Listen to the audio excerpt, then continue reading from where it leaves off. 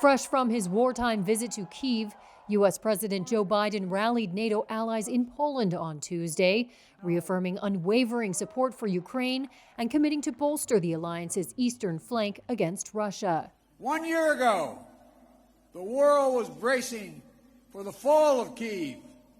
Well, I just come from a visit to Kyiv, and I can report Kyiv stands strong. Biden's speech at Warsaw's royal castle comes as the war enters its second year, with no end in sight. Hours earlier, Russian President Vladimir Putin vowed that Moscow would achieve its objectives in Ukraine, accused the West of plotting to destroy Russia, and said Russia was suspending participation in the 2010 New START treaty, its last major arms control treaty with Washington.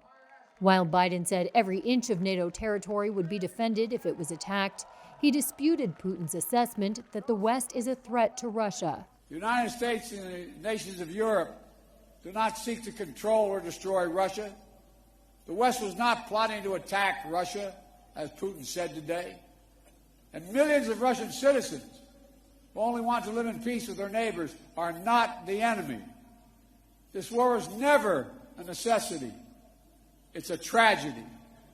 Biden spoke after meeting NATO ally and Polish President Andrzej Duda, a vocal proponent of stronger Western support for Kyiv.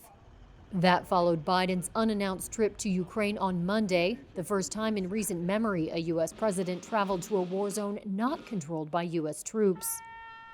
Earlier on Tuesday, at least one Russian rocket slammed into a busy street in the southern Ukrainian city of Kherson, killing 6 people, leaving a pool of blood on the pavement beside a mangled bus stop.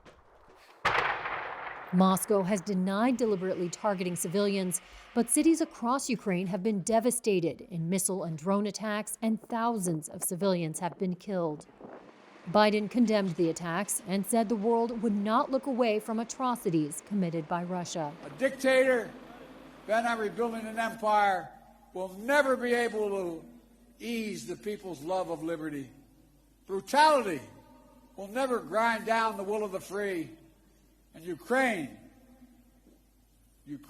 will never be a victory for Russia. Never.